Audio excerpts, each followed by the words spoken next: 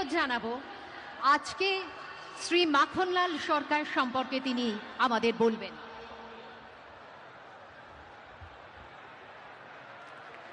শিলিগুড়ি নিবাসী শ্রী মাখনলাল সরকার সবরই প্রতীক্ষার মতো দীর্ঘ প্রতীক্ষা।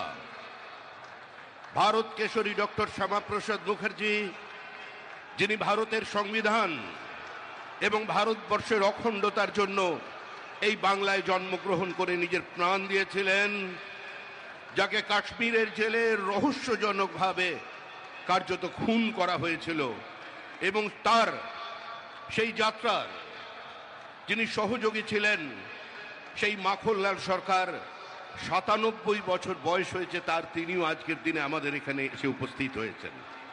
শ্রী মাখনলাল সরকার তারপরে দিল্লিতে একটি দেশাত্মবোধক গান গাওয়ার জন্য দিল্লি পুলিশ তাকে গ্রেপ্তার করে, কংগ্রেসের সরকার নিয়ে যাওয়া হয় বিচারালয়ে।